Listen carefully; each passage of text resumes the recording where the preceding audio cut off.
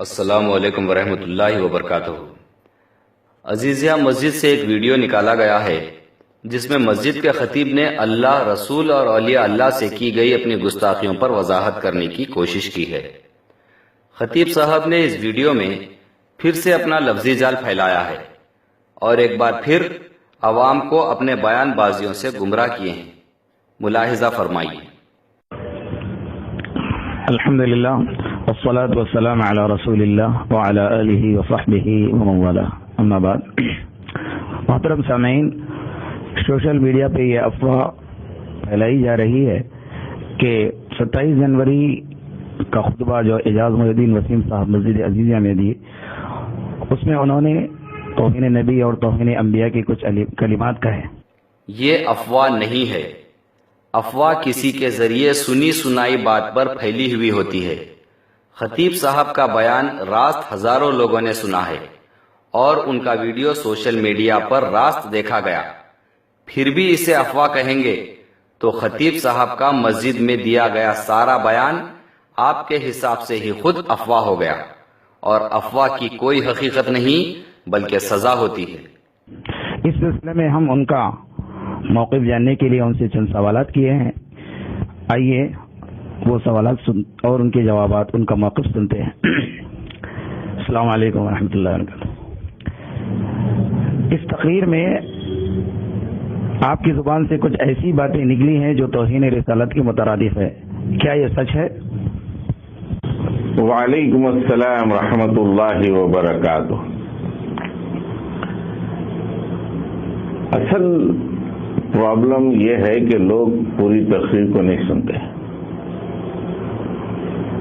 اور کچھ لوگ تقریر کے کچھ جملوں کو کاٹ چھانٹ کے سوشل میڈیا پہ ایسے پیش کرتے ہیں جس سے لوگوں میں انتشار پیدا ہو جاتا ہے۔ مکمل تقریر آدھے گھنٹے سے زیادہ کی ہے۔ تقریر کے دوران جہاں پر غلطی کی گئی ہم نے وہی بتایا۔ آپ کے گستاخانہ جملوں اور من گھڑت تفسیر کو ثبوت کے ساتھ عوام کے سامنے لانا اگر انتشار ہے تو یہ انتشار ہزاروں افراد کے سامنے نماز کے اوقات میں آپ نے کیا ہے۔ ہم نے اس تقریر میں اپنے موقف کا برملا اس طرح اظہار کیا کہ محمد عربی صلی اللہ علیہ وسلم اللہ کی مخلوقات میں سب سے اعلیٰ، اور پوری کائنات میں اللہ کے بعد اگر کسی کا پوزیشن ہے تو رسول اللہ کا ہے۔ اس پہ ہمارا ایمان ہے۔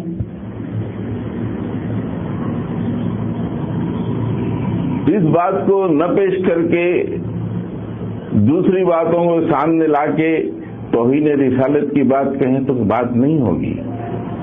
پوری تقریر کو سننے سے پتہ چلے گا کہ ہمارا موقف اللہ کے نبی صلی اللہ علیہ وسلم کے بارے میں نہایت صحیح، اور جس طرح اسلاف کا موقف ہے ہمارا وہی موقف ہے۔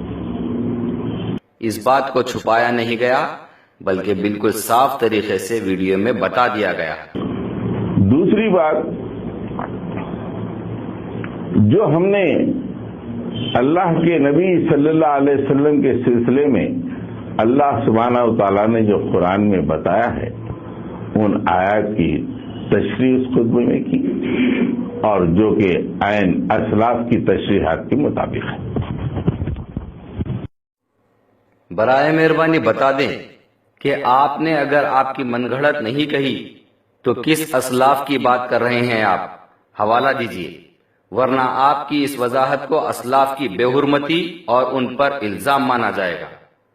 اللہ سبحانہ و تعالیٰ نے قرآن کی اس آیت میں رسول اکرم صلی اللہ علیہ وسلم کے متعلق کہاں ایسا بتایا ہے کہ رسول اکرم صلی اللہ علیہ وسلم کو کوئی اختیار نہیں ہے، یا نو پاور کہتے ہوئے اللہ سبحانہ و تعالیٰ نے رسول اکرم کے تعلق سے کہاں بتایا ہے؟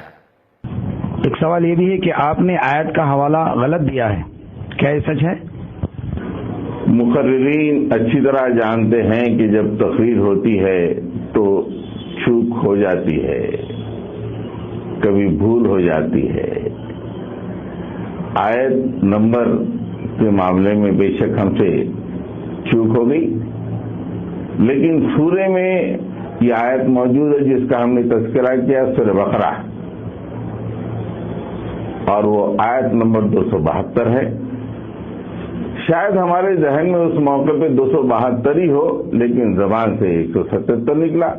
تقریر کی گرمی میں یا بہت سارے خیالات ذہن میں آتے رہتے ہیں اس گرمی میں، لیکن اس کا یہ مطلب نہیں کہ آیت قرآن میں نہیں ہے، سورہ بقرہ میں موجود ہے، اور اس کی جو تشریح ہم نے کی ہے اسلاف کی تشریحات کے مطابق. ذہن میں کچھ اور ہو پھر زبان پر کچھ اور، تو قرآن کی بات بھی جائے گی امت کے پاس کچھ اور. آپ خود اپنے بیان میں ثابت کر رہے ہیں کہ تقریر کی گرمی بہت سارے خیالات ذہن میں آتے رہتے ہیں. تو کیا اب اللہ سبحانہ و تعالیٰ کے کلام اور رسول اکرم صلی اللہ علیہ وسلم کے فرمان کی یہی اہمیت ہو گئی کہ اسے امت کے سامنے مقرر کی گرمی اور ذہن میں آ رہے خیالات پر پیش کیا جائے؟ پھر اس بھول چوک کو جا کر چیک کر لو کہتے ہوئے عوام میں غلط بھروسہ دلانا گمراہی کے ضمن میں ہی آتا ہے. بھول چوک ہو گئی تو شریعت کہتی ہے اصلاح و رجوع کرے. اور سوال آپ سے یہ ہے کہ آپ نے آیت کی تشریح اپنی مرضی سے کی ہے، اس پر آپ کا کیا خیال ہے؟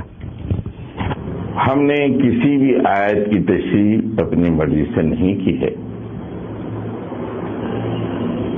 قرآن مجید کی جن آیتوں کی تشریح صحابہ نے فرمائی، اسلاف نے فرمائی، اور تواتر کے ساتھ وہ تفاسیر میں آئی، اسی تشریح کو ہم نے اسی مفہوم کو اپنے الفاظ میں لوگوں کے سامنے پیش کیا. کون سے صحابی رسول اور کس مفسر کی بات آپ اپنے الفاظ میں بتائے ہیں؟ ٹو دی پوائنٹ عوام کو بتائیں. آیت میں لفظ ذمہ داری کے معنی اختیار اور نو پاور کس نے بتایا؟ ہاں، چونکہ انگریزی کا زمانہ ہے، ہم نے کچھ انگریزی جملے شاید استعمال کیے، جیسے نو پاور. اس کا یہ مطلب نہیں کہ ہم نے اپنی مرضی سے کہا، لیکن اس کے معنی و مطالب وہی ہیں جو مفسرین نے کیے ہیں اس آیت کی، اور ہم نے لوگوں کو، بچوں کو سمجھانے کے لیے اسی تشریح کو اپنے الفاظ میں پیش کیا. کس صحابی رسول نے اور کس مفسر کی بات آپ نے اپنے الفاظ میں بتائی ہے؟ کون سے انگریزی کے پروفیسر نے لفظ ریسپانسبلٹی کو نو پاور کہا ہے؟ اور آخری سوال ہے کہ اس تقریر میں آپ نے اولیاء کرام کی توہین کی ہے، کیا یہ صحیح ہے؟ نہیں، یہ بات بالکل غلط ہے. ہم اولیاء کرام کے اکرام کے قائل ہیں، ان کی عظمت کے قائل ہیں، ان کی تعلیمات کو سراخوں پر رکھتے ہیں اور ان کی کاوشوں کے معترف ہیں.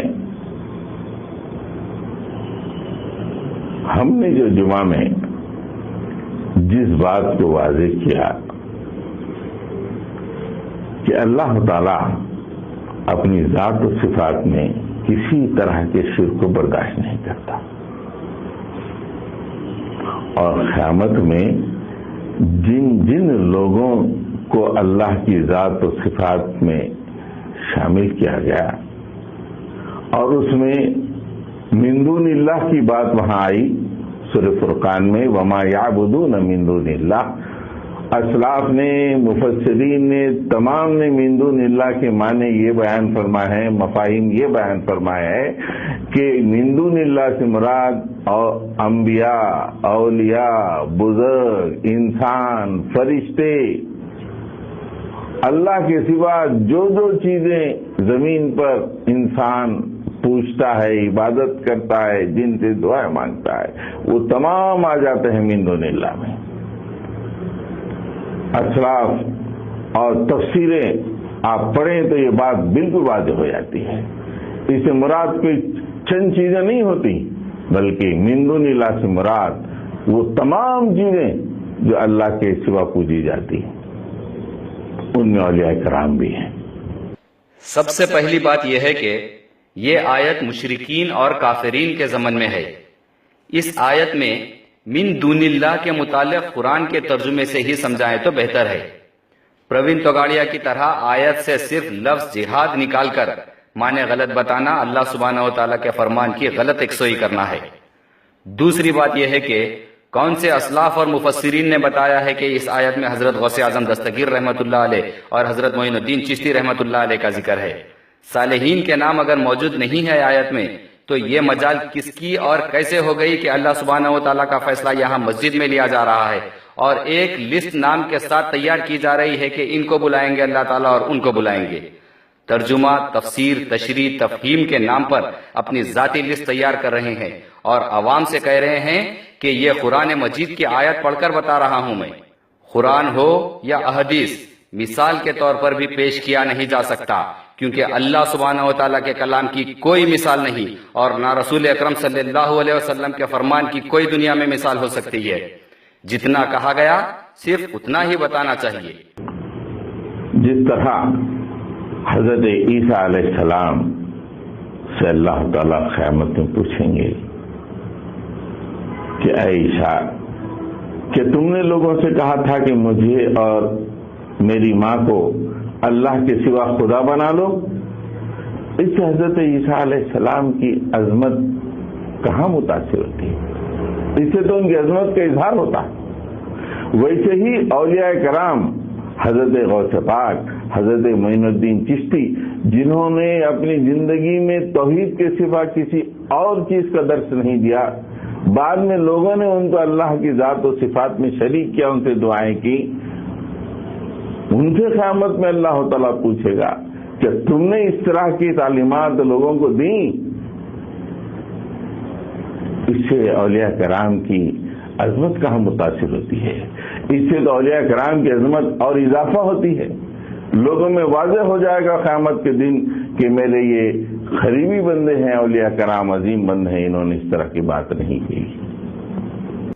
हजरत ईसा अलैहिस्सलाम के लिए जो आयत कही गई है उसे इस आयत से जोड़कर नहीं बता सकते, क्योंकि उस आयत में अल्लाह सुब्हानहू व तआला ने खासकर ईसा अलैहिस्सलाम का नाम लिया है और यहाँ इस आयत में अल्लाह सुब्हानहू व तआला ने किसी का नाम नहीं लिया।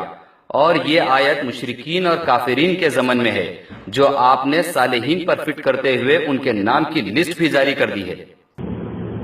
इससे ये बात वाज़ेह हो जाती है कि हम औलिया कराम की अजमत का तज़किरा किए हैं, ना कि उनकी तौहीन का तज़किरा। औलिया अल्लाह की अजमत आपके बयान की मोहताज नहीं है। एक तरफ मुशरिकीन के ज़मन में आई आयत को औलिया अल्लाह के नाम लेकर तौहीन व गुस्ताखी कर रहे हैं और अब अल्फाज बदलते हुए तौहीन को अजमत कह रहे हैं।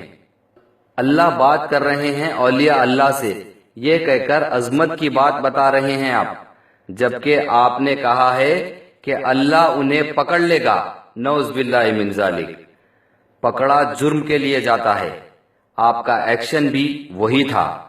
कलाम करने के लिए तलब किया जाता है, पकड़ा नहीं जाता।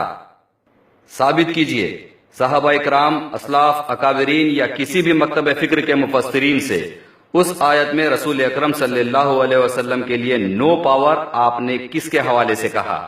हजरत ख्वाजा मोइनुद्दीन चिश्ती रहमतुल्लाह अलैह और हजरत गौसे आजम दस्तगीर रहमतुल्लाह अलैह अल्लाह के सिवा पूजे जाते हैं और ये अल्लाह के बंदों के लिए माबूद हैं, ऐसा आपने किसके हवाले से कहा? हजरत गौसे आजम दस्तगीर रहमतुल्लाह अलैह और हजरत ख्वाजा मोइनुद्दीन चिश्ती रहमतुल्लाह अलैह को अल्लाह सुब्हानहू व तआला पकड़ेंगे, ऐसा आपने किसके हवाले से कहा? अल्लाह सुब्हानहू व तआला को सब बोलेंगे कि अल्लाह ये आपकी गलती है, ऐसा आपने किसके हवाले से कहा? नऊज़ बिल्लाहि मिन ज़ालिक।